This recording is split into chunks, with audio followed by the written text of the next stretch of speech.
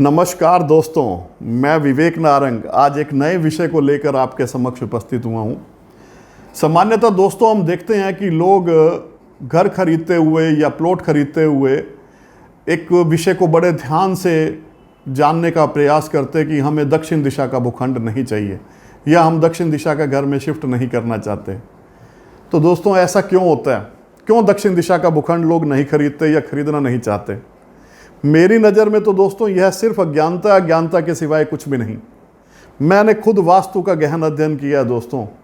उस अध्ययन के आधार पर और व्यवहारिकता के आधार पर मैं आज आपको यह बताना चाहता हूँ कि दक्षिण दिशा का भूखंड उतना ही महत्वपूर्ण है जितना पूर्व दिशा का या उत्तर दिशा का या पश्चिम दिशा का भूखंड कहलाता है। दोस्तों, ईश्वर द्वारा बनाई गई कोई भी दिशा उतनी ही इम्पोर्टेंट है जितनी कोई अन्य दिशा। सभी दिशाओं को उन्होंने समान रूप से वितरण किया है, परंतु दोस्तों हमारे कुछ सामाजिक मिथ की वजह से हम ऐसा कहने के लिए मजबूर हो जाते हैं कि हमें तो केवल उत्तर या पूर्व दिशा का घर दिलवाइए या पश्चिम या दक्षिण दिशा का घर नहीं चाहिए।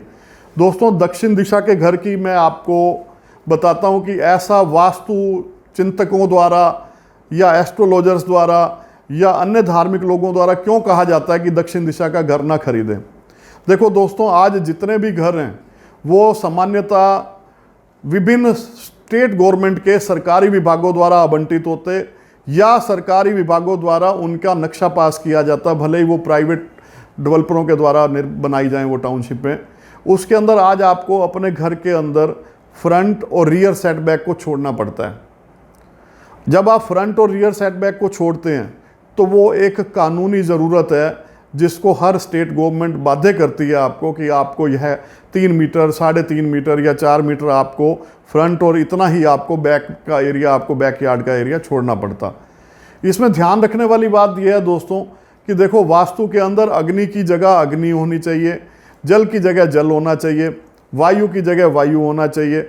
इस प्रकार जितने भी हमारे पंच तत्वों से जिनसे हमारा शरीर बना हुआ, इन पंच तत्वों का ऑप्टिमम लेवल पे आपके अंदर, घर के अंदर उसका निस्तारण, यह वास्तु के विज्ञान के आधार पर होता। दोस्तों, जब आप दक्षिण दिशा का घर बनाते हैं तो आपको यह ध्यान रखने वाला विषय यह है दोस्तों कि आपको दक्षिण दिशा के बैकयार्ड में जो उत्तर पूर्व का कोना है, जो ईशान कोण कहलाता है, उस ईशान कोण पर आपने कोई भी भारी चीज़ को नहीं रखना, कभी स्टोर नहीं बनाना, कभी आपने उस जगह के ऊपर कोई भी बुरा काम नहीं करना, क्योंकि शास्त्रों के हिसाब से वो हमारी जगह देवों के लिए आरक्षित है। उनको हम ईशान कोण बनना बताते हैं।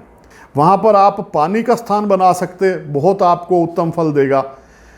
और वहाँ पर आप अन्य मंदिर का आप स्थान बना सकते। और ऐसे ही आप अग्नि कोण के अंदर यदि अग्नि को आप अलॉट करेंगे अपनी जगह, किचन बनाएंगे या आप गीज़र का स्थान देंगे या बिजली के मीटर लगाएंगे, तो वो उसके लिए बेहतरीन जगह होगी। ऐसे ही वायव्य कोण, जो आपके एरी कोण है, वहाँ पे आप मेहमान का कमरा बना सकते, अपना ड्राइंग रूम बना सकते।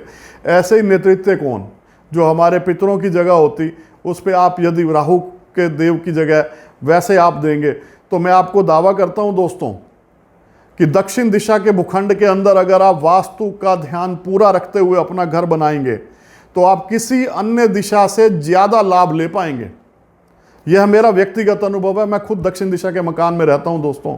दक्षिण दिशा का मकान के अंदर आपको सुबह धूप सूरज के निकलते साथ ही और शाम तक, जब तक सूरज ढल नहीं जाता, आपको विटामिन डी प्रचुर मात्रा में मिलता है।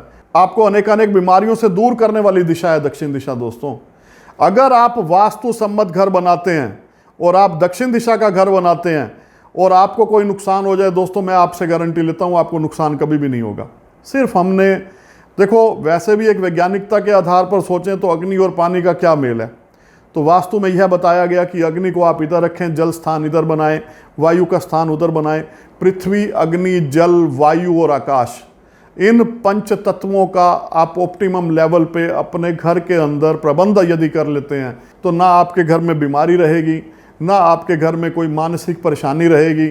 आप अपने व्यापार, व्यवसाय, पारिवारिक सदस्यों के साथ आपका मेलजोल सभी उत्तम दिशाओं में रहेगा। तो मेरा आपसे आग्रह केवल आज इसके अंदर इतना ही है कि आइंदा कभी भी घर खरीदते समय यह ना सोचें कि यह दक्षिण दिशा का है, पूर्व का है, उत्तर का है या पश्चिम दिशा का है। आपको प्लॉट खरीदने के बाद इतना उसका गणन करना है कि आपको पंच तत्वों की पूर्ति उचित अनुपात में मिले, और किसी वास्तु कंसल्टेंट के पास जाके आप उसके जिस स्थान पर जिस देव के लिए वो जगह आकर्षित है, वो उस देव को आप यदि समर्पित करेंगे तो वो आपके लिए हमेशा ही अच्छा फल देगा दोस्तों। तो मेरा यह आज का आग्रह आपसे केवल इतना ही है, इस विषय को ध्यान रखें और कभी भी मूढ़ता का परिचय न दें आपको कि यह दिशा मुझे बुरी है या दिशा अच्छी है। दिशाएं सब परमात्मा की हैं और परमात्मा हम सब के लिए है। धन्यवाद दोस्तों, धन्यवाद। Press the bell icon on the YouTube app and never miss another update.